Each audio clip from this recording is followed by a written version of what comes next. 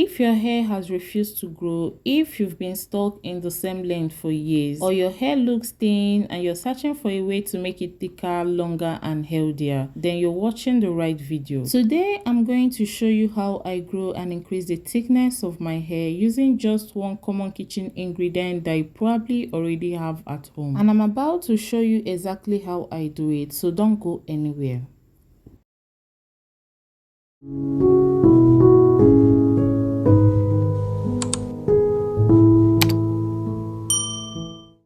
Hi natural lover, welcome back to Everyday with Mandy.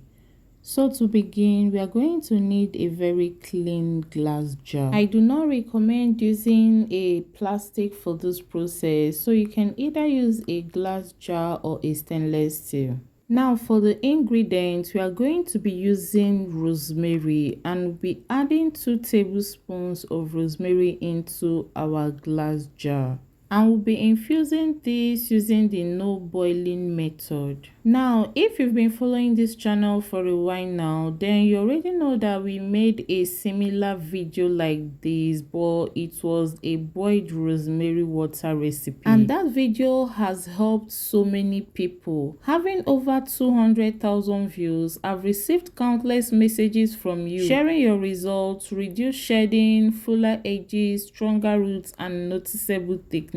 And today I'll be sharing same recipe but using a very different method of preparation. And this is not because boiled method does not work, nor because I changed my mind about boiled method. Boiling rosemary extracts its nutrients quickly and effectively, and so many of you have seen amazing results from it. So if boiled method is working for your scalp, please stick to it as long as you're preparing it the right way as I mentioned in the video. This method is mainly for those who have very sensitive scalps, who have dry or inflamed scalp, or generally cannot tolerate strong stimulation daily but still want to grow their hair thicker, longer and faster. This method is a slower extraction process whereby the nutrients are extracted in a gentle way without having to worry about destroying the nutrients of the rosemary or making the spray too strong for sensitive scalp. Now into my 2 tablespoons of rosemary, I'm going to go in with 1.5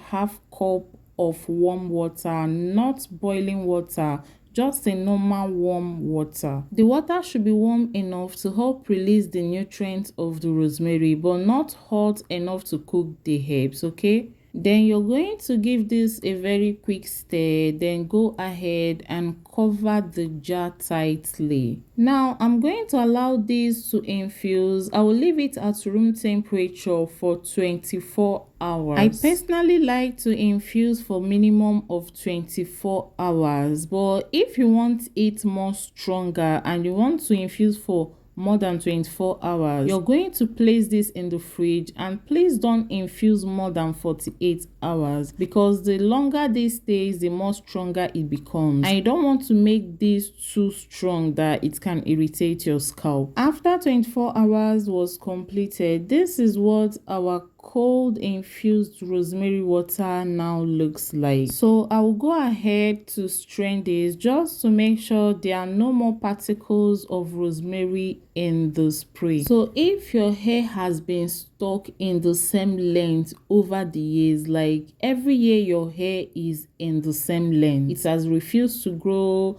no matter whatever you do to it, is still at the same length, then before you give up and conclude that nothing works for your hair or your hair is not growing no matter what, you need to try this rosemary water. You can make this cold infused rosemary water or you can do the boiling method. I'll be dropping the link towards the end of this video. Both method works perfectly well. They are both potent and very effective. It's just a matter of choice and a matter of scalp condition. So if you feel you have a very sensitive scalp that gets irritated easily, you can stick with this cold infusion, but if not, you can go ahead and watch the boiled method and stick with that. Okay, both method, like I said, works the same growth, same thickness. The only difference is in the method of preparation. So in my previous video, I ranted about having to spill my spray each time I want to transfer into my applicator bottle. And some of you advise that I use a takeaway with the four corner side.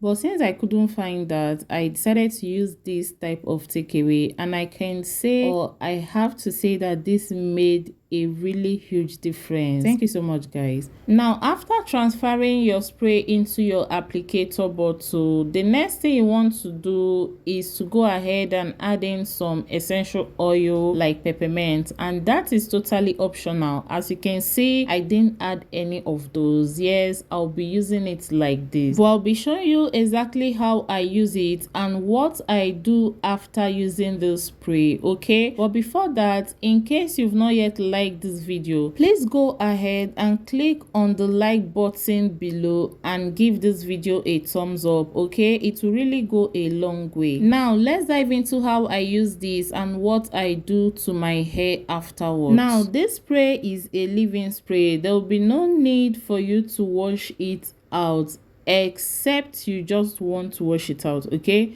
it's a leave-in spray. You spray it and you leave it in your hair, you don't wash. Plus, it's totally safe for you to use this spray on a daily basis, but you can use it at least minimum of 3 to 4 times in a week. I personally prefer to use this spray on my hair on a daily basis, and this spray is totally safe to be used by all hair types, irrespective of your hair texture. Now, to apply this spray, you're going to apply directly on your scalp and your hair strands, but you're going to pay more attention to your scalp. If your hair is not on a protective style, that is to say, if your hair is out, I'll advise you part your hair so this spray can get directly to your scalp. Then you're going to go ahead and spray gently on the strands of your hair as well. Rosemary is not just a random kitchen herb. It contains active compounds that stimulate blood circulation to the scalp. And when circulation improves, more oxygen and nutrients reaches your hair follicles. And that will help encourage better blood circulation in your scalp, thereby supporting stronger, thicker, longer, and a faster hair growth. Now, after applying my spray on my scalp and my strands, I like to wait for at least 2 minutes for my hair and my scalp to absorb the herbs better. Then I will go ahead to seal in with an oil. I apply some oil to my scalp, not too much, just a little.